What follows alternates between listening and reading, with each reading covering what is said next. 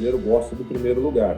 E já na primeira, eu já consegui isso, foi um alívio, assim, tremendo, né? Foi um alívio de, nossa, conseguimos atingir o objetivo tão sonhado da vida de todo mundo. PodVirts. Juntos por um ciclo virtuoso de conteúdo. O seu podcast de novidades promissoras, iniciativas positivas, ações solidárias e entrevistas inspiradoras. Esse é o PodVirts, o lado bom de tudo. Disponível também em vídeo no canal do R7. É só acessar youtube.com/R7.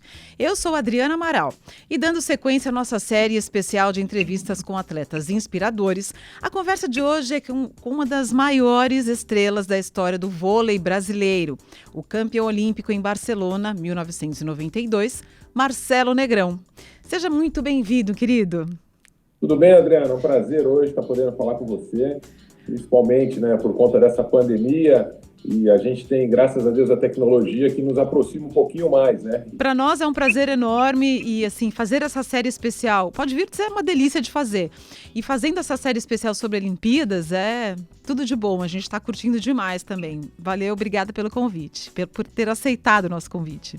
Nada, como eu te falei, é um prazer, né? E é sempre importante a gente ter esse espaço na mídia, né? A gente que é um país que vive muito do futebol e quando aparecem as Olimpíadas, sempre começa a divulgar um pouquinho mais os esportes e principalmente o voleibol. Então, eu que agradeço. Bom, vamos lá, Marcelo. Seguinte, você nasceu em São Paulo, mas o seu primeiro contato com o vôlei foi em Pernambuco? Foi em Recife. Bom, eu vou tentar resumir a história, né, para ser um pouquinho mais rápido. Eu nasci aqui em São Paulo. O meu pai, Adriana, ele jogou basquete pelo Palmeiras, né, na adolescência, quando ele chegou quase no time adulto profissional. E na época o meu avô falou, olha, esse negócio não vai dar dinheiro, você vai ter que se formar, vai ter que trabalhar. E tirou ele do esporte. Mas ele sempre teve aquela cultura do esporte. Meu pai era bem alto, meu pai tinha 1,95 m.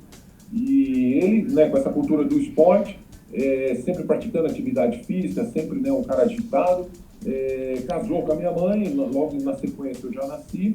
E em seguida ele se formou como engenheiro mecânico e ele teve uma proposta de trabalhar em Recife. E foi para Recife, lógico, para dar uma condição melhor para a nossa família e tal, aquela coisa toda, que todo mundo está acostumado, né, de acontecer essas transferências. E ele aceitou esse desafio para Recife. Só que chegava no final de semana, ele tinha necessidade de fazer uma atividade física, ele tinha necessidade de fazer um esporte.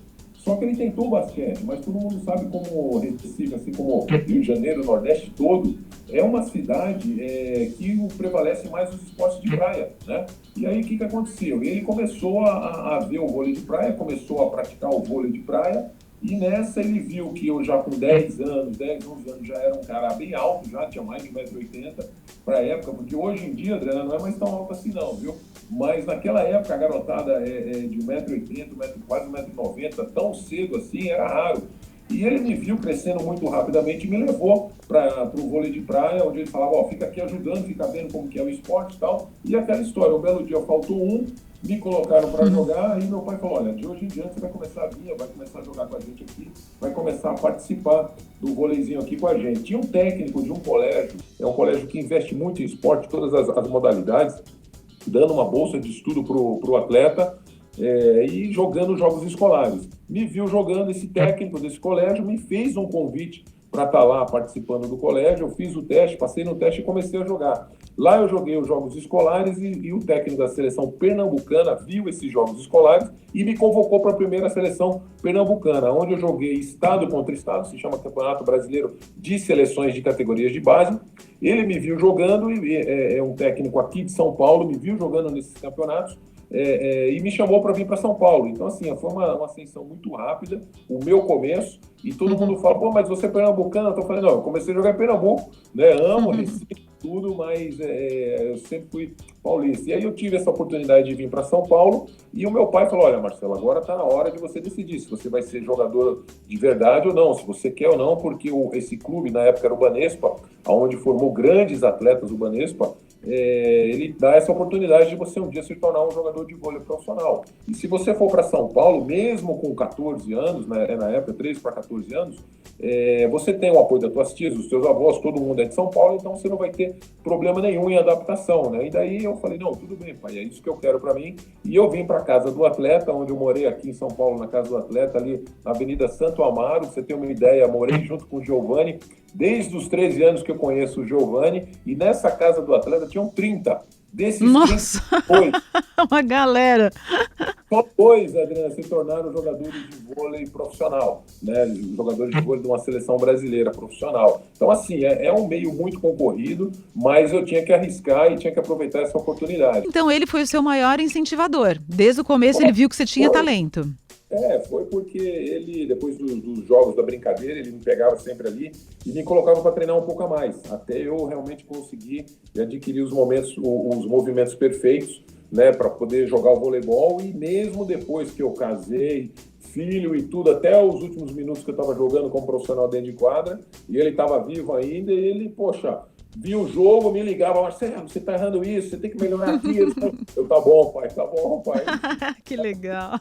Ficou ali no meu pé, sempre exigindo assim a excelência no esporte, né? Mas foi o meu maior incentivador. É verdade que você treinava sozinho? Você levantava, cortava, ia pro ataque, tudo junto? Assim, eu tive esse conceito, né, de estar sempre querendo ser o melhor, de estar sempre buscando a melhor excelência, e aí eu não ficava contente só com o treinamento que era passado, e depois do treinamento eu ficava treinando sozinho. Inclusive, eu morei em algumas cidades na Europa, e uma delas foi Roma, né? Quem que não quer morar em Roma? E quando eu tinha as folgas, eu pegava um colete que eu tinha de 10 quilos, colocava, ia para a arquibancada, tudo escuro, pedia pro rapaz que cuidava, o zelador que cuidava do ginásio, de acender as luzes, pegar um carrinho de bola, ficava subindo e descendo a arquibancada, e depois eu pegava a bola e ficava jogando para cima, atacando, sacando, e a minha mulher ficava indignada comigo, porque era um dia de folga, e eu lá treinando, ela, mas é folga, vamos conhecer Roma, vamos passear, vamos conhecer uma das cidades mais históricas do planeta, e você aqui treinando. Resumindo, consegui ganhar o campeonato italiano, consegui bater alguns recordes, consegui ser eleito o melhor estrangeiro da temporada, mas não conheci Roma. Mas depois você voltou e conheceu, vai? Não, ainda eu vou voltar. É um dos planejamentos de voltar para essas cidades onde eu morei e poder conhecer com mais calma, né? E aí você disse que treinava, então, assim, incansavelmente. De onde vinha essa determinação, Marcelo? Porque eu sempre coloquei na cabeça que eu queria ser o melhor o tempo inteiro. Sempre coloquei na cabeça que eu não queria ser reserva, odiava ser reserva, odiava quando eu estava jogando mal, ia para o banco de reservas. No outro dia eu treinava mais ainda para estar no time titular. Foi sempre assim, desde o começo até a época quando eu ganhei a Olimpíada. Nunca gostei de ir para a reserva e não fui reserva. Até o último dia, quando eu joguei, sempre fui o titular da posição. E isso era uma coisa que eu tinha comigo, né? E poder dormir tranquilo. Quando perdia, eu odiava perder. Não via a hora de começar a treinar de novo para não errar mais aquilo que eu errei durante o jogo. Enfim, Adriano, era um cara totalmente focado em ser o melhor realmente na posição e ser um dos melhores jogadores do mundo, né? Era chato, era um cara Caxias, entendeu? Treinava, só pensava em voleibol 24 horas por dia. E foi uma das coisas que mudou muito ao decorrer do tempo, porque eu só pensava em voleibol. E eu tive uma lesão que acabou me voltando para o que é a realidade do mundo. E aí eu tive a oportunidade de saber que um dia eu ia parar de jogar, que um dia tudo aquilo que eu fiz foi bacana dentro de quadra, mas não era aquilo que ia me segurar pro resto da minha vida, e eu precisava me ligar um pouco mais do que é a realidade do mundo, porque os jogadores, eles ficam presos, Adriana, dentro de um ginásio de 8, 10, 12 horas todo dia. Esquece do mundo, simplesmente esquece do mundo, acha que o mundo é simplesmente o mundo do voleibol, e não é isso, né? E eu tive essa lesão, me recuperei da lesão, mas eu tive a oportunidade de ver que o mundo é o que a gente está vendo aqui hoje. Tem vários outros caminhos, tem vários outros segmentos que você um dia pode seguir, que você vai ter que seguir, porque o esporte, para muitos, quando acaba, literalmente acaba, né? Eu ainda tive a oportunidade de estar no meio do esporte ainda como comentarista, agora como técnico, me tornei técnico de voleibol profissional, mas outros param, ficam desesperados, entram em depressão, é um mundo muito complicado.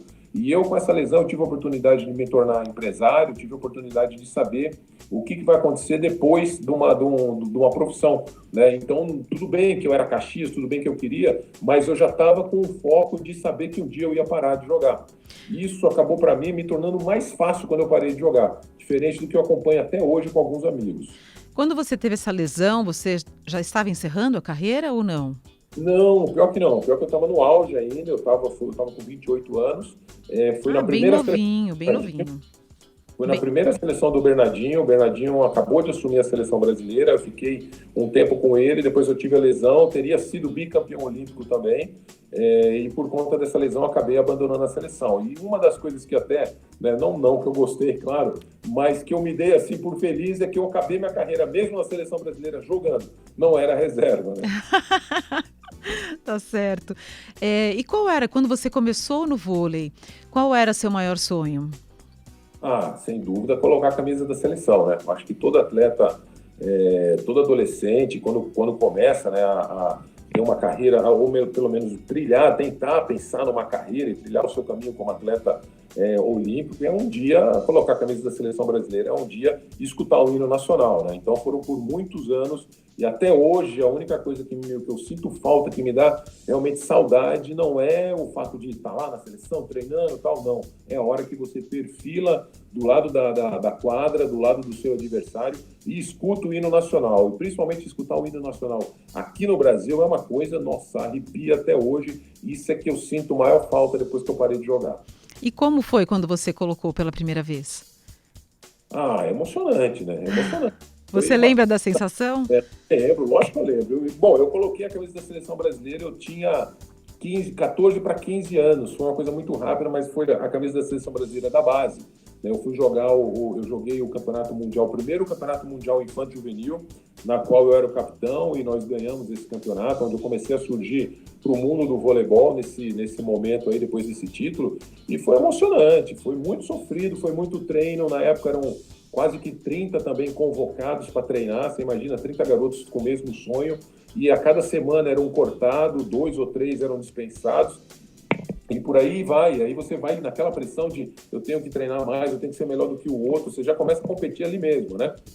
E quando o técnico define os 12 que vão estar fazendo parte, meu Deus do céu, é uma emoção muito grande, porque você vê o pessoal chegando com a tua camisa, te entregando a tua camisa escrito Brasil no peito, com o teu nome escrito atrás. Nossa, é uma sensação incrível, indescritível.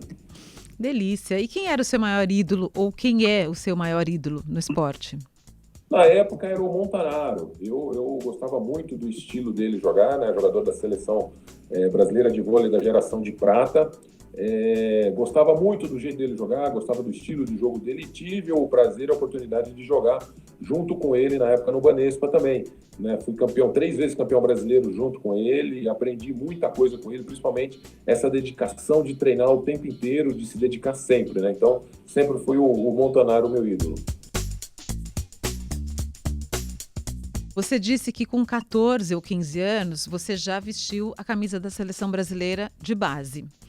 Dali até os 17 você já estava no time oficial. Como foi esse caminho dos 14, 15 aos 17? Você já esperava, você já sabia que você ia estar lá tão novinho assim? Não, Adriana, não tinha nem noção, nem passava pela minha cabeça que um dia eu ia chegar tão rapidamente numa seleção brasileira, né? Foram alguns fatores que ajudaram para isso também. Eu acabei ganhando o campeonato infantil juvenil, fui eleito um dos melhores jogadores do campeonato. Na sequência, a seleção acima, que é a seleção juvenil, o técnico já me chamou para fazer parte da seleção juvenil. Dentro do treinamento, você acaba se destacando, eu acabei me destacando muito bem, acabei sendo promovido como um jogador titular, apesar da pouca idade. E na época, existia um técnico já falecido, Bebeto de Freitas. Eu lembro. Baita técnico, né? Ele era técnico da seleção nessa época. Sim. E o combinado sempre foi que os jogadores titulares de uma categoria treinam ou fazem parte do treinamento da categoria acima. Como eu era, apesar de pouca idade, titular do juvenil, a próxima categoria é o time adulto.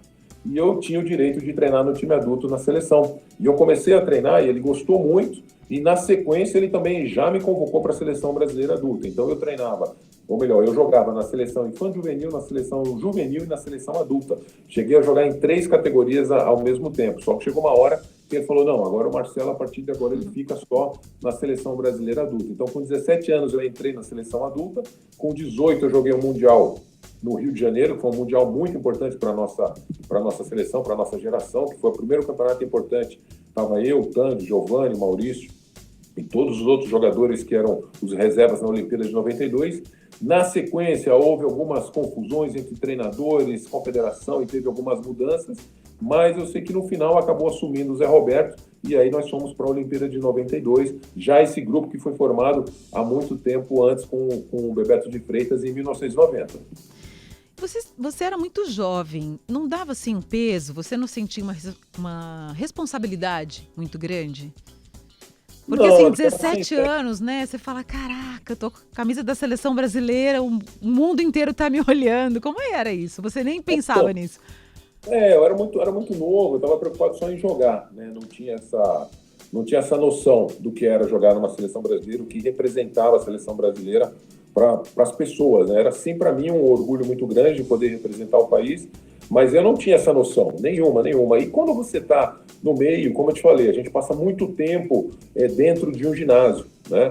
E o jogador, ele acha que o mundo é só o vôlei e acaba dali, você vai descansar, você vai comer, mas você não entende das notícias, você não entende o que está se passando no mundo, e principalmente naquela época era muito pior, não tinha celular, não tinha computador, não tinha nada.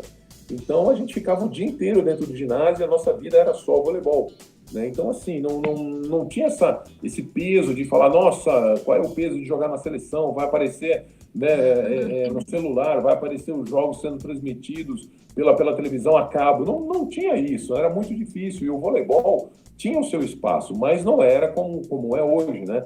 Então a gente acha que essa pressão até não chegava tanto pra gente, né? E eu muito menos, ainda novo, não estava nem preocupado com nada, né? Só queria saber da porrada na bola. Bom, e aos 19, a tão sonhada medalha de ouro olímpico chegou, né? Bom, Olimpíadas de Barcelona. Foi a primeira medalha do Brasil em esportes coletivos. Qual é a primeira coisa que vem à sua cabeça quando você lembra daquela conquista inédita para o Brasil? Eu acho que assim, a primeira coisa que me vem à cabeça é alívio, tá? Porque assim, você imagina, você passa a vida inteira treinando, joga numa seleção brasileira, e o sonho de todo mundo é você ganhar uma medalha, né? É você subir no pódio olímpico, seja lá ela qual for a medalha, embora a gente saiba que o brasileiro pede ouro, né? O brasileiro gosta do primeiro lugar.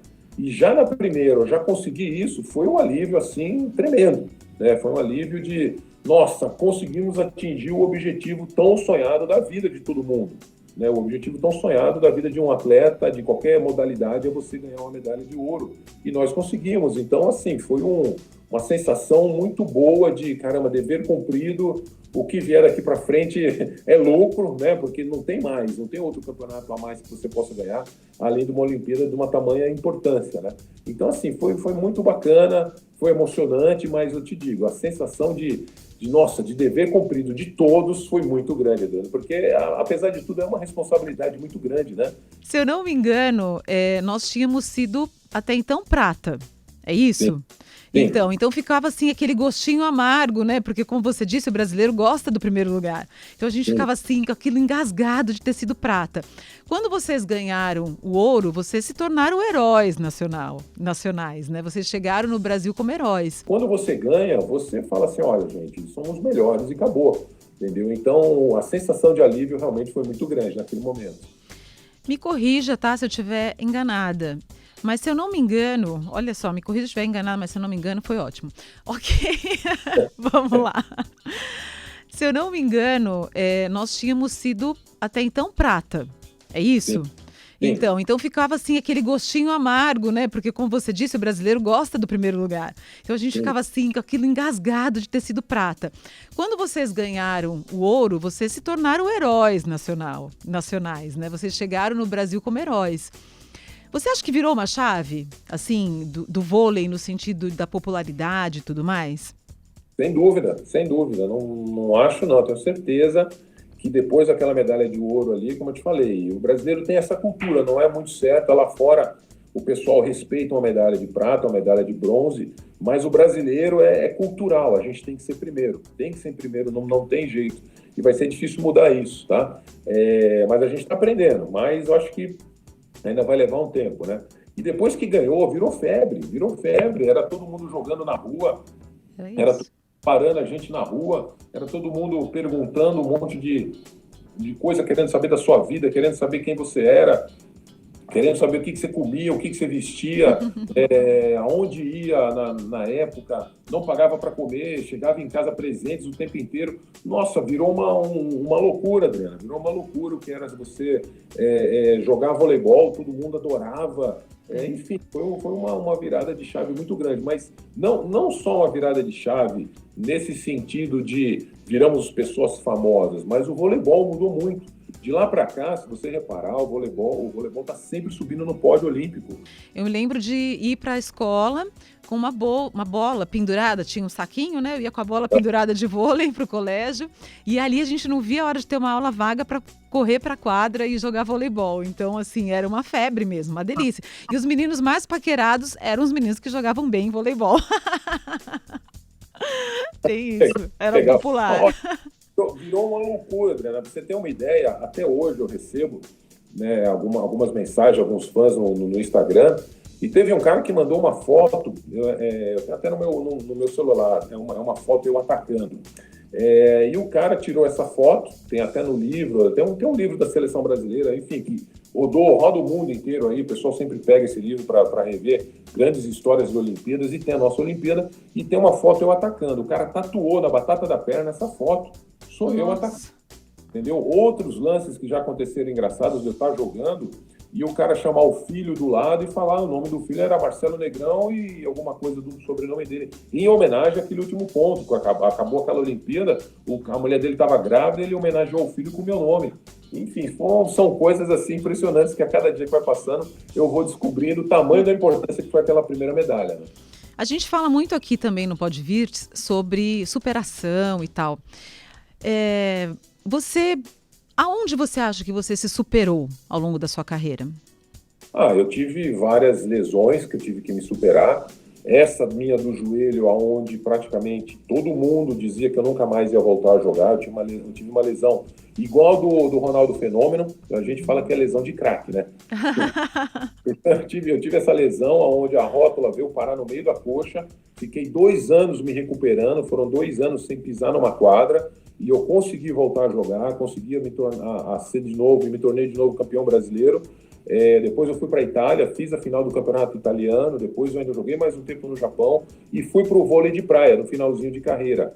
Nesse finalzinho de carreira meu, todo mundo dizia que eu também não ia conseguir jogar vôlei de praia, não ia conseguir porque meu joelho não ia suportar. E no meu primeiro ano eu acabei ganhando um campeonato, não tinha apenas 3 ou 4 duplas que disputavam o torneio internacional, mas 99% das duplas brasileiras estavam jogando esse torneio e eu fui campeão desse torneio. Então, assim, foram várias superações. E, na verdade, Adriana, o atleta está sempre se superando, Sempre é alguém dizendo que tem alguém melhor, que você tem que provar que você é melhor. É sempre um adversário que dizem que é melhor que você tem que ir lá e você tem que ganhar. É diário.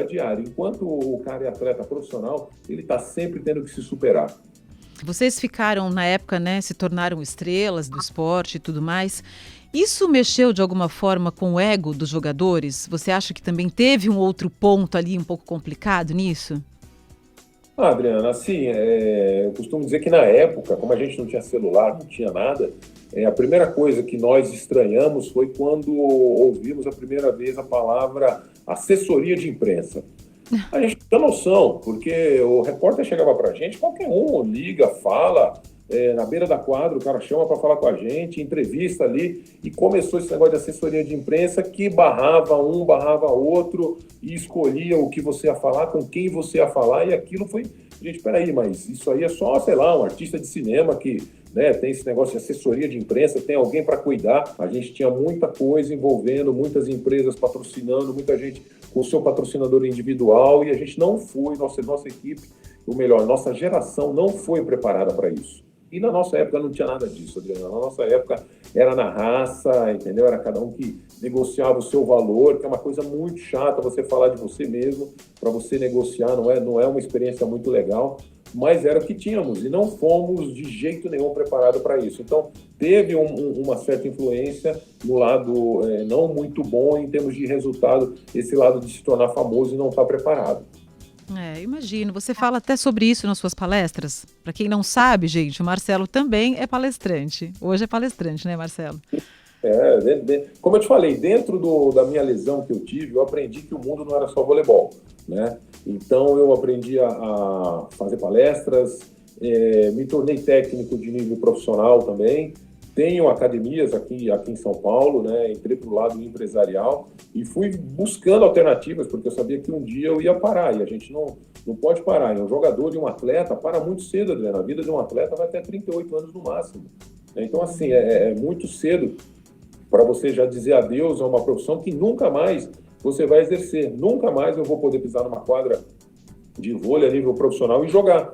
Não tem mais isso. Então, aos 38, 39 anos, acabou. Então, você imagina, você acordar e se ver num dia que você estava acostumado com a sua rotina, com que aquilo acabou, não vai ter mais essa oportunidade. É muito difícil, muito difícil. Então, voltando àquele assunto, né, eu tive a oportunidade e a clareza, né, graças a Deus, a clareza de admitir que um dia eu ia parar, porque tem jogador que não admite que para de jogar, é impressionante. E eu perdido no tempo, entendeu, André? É muito complicado isso aí. Então, uma das coisas que eu aprendi foi o lance da palestra, aí, de estar fazendo palestra.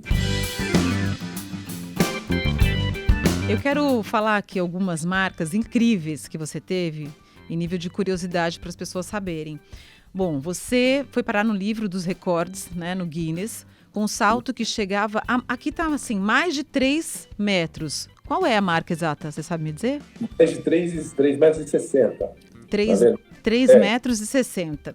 E uma bola na velocidade de 150 quilômetros por hora. Gente, 150 km por hora é muito rápida. Até hoje eu não vi ninguém sacar tão assim, né? Era uma pancada forte. E aí tem mais uma marca aqui incrível, que foi 74 bolas no chão no mesmo jogo. Você lembra dessa partida, Marcelo? Lembro, nossa, lógico que eu lembro. Como eu vou esquecer? Esse jogo foi num time italiano, que eu estava jogando, meu time era um time assim muito, muito fraquinho, muito ruim, onde eu atacava 99% das bolas. E foi contra o time, inclusive, do Giovanni e do Renan, né? E mais alguns jogadores da seleção italiana e da seleção russa também. E, nossa, ali eu ataquei, sei lá, umas 200 bolas, das quais 74 eu coloquei no chão. Hoje, Adriana, se você fosse calcular, um jogo de vôlei normal são 25 pontos. Então, você imagina que eu joguei um jogo, ganhei 3 sets, botando 74 pontos. 75 são 3 sets, deu 74. Né? Então, praticamente jogar 3 sets sozinho, sem mais ninguém do meu lado ali. Foi realmente uma marca muito, muito boa, muito marcante. Aqui no Podvirts, a gente tem uma tradição de encerrar sempre com a mesma pergunta. Posso mandar? Pode. Defina o futuro em uma palavra. Deus pertence. Olha, Adriana, eu sou um cara que eu vou te falar a verdade. Eu já fiz muitos planos. E muitas vezes nada daquilo que eu planejo acontece, a coisa vai acontecendo de uma outra maneira. Então eu parei de pensar. Eu falo assim, tá na sua mão, entendeu? Tá na sua mão e seja feita a sua vontade, e nela eu vou me adaptar. Porque várias vezes, sabe quando você planeja e acontece tudo completamente, coisas que você nem imaginava, e você tem que se adaptar, e é assim que vai sendo. E na minha vida tem sido assim sempre. Então, se a gente fosse resumir em uma só palavra, seria Deus, de repente? Exatamente. É isso aí. Valeu, Marcelo. Sucesso, adorei. A entrevista foi uma delícia, pena que já acabou, passou assim, muito rapidinho. Mas foi um prazer tê-lo aqui conosco. Obrigado. Conta comigo aí. Acho que é importante falar, o espaço que vocês estão dando para o esporte, se puder continuar sempre, mesmo depois das Olimpíadas, nossa, isso é muito bacana. Tá bom? Legal. Valeu, Marcelo. Valeu, um beijo. Beijo. E essa foi mais uma edição do Podvirts, o lado bom de tudo. Um podcast para propagar iniciativas positivas, ações solidárias, novidades promissoras e entrevistas inspiradoras como essa do Marcelo Negrão. Muito obrigada, até semana que vem. E lembre-se, esse programa faz parte da família R7 de podcasts. Todos os dias tem novidades para você em r7.com/podcast. Beijo, tchau.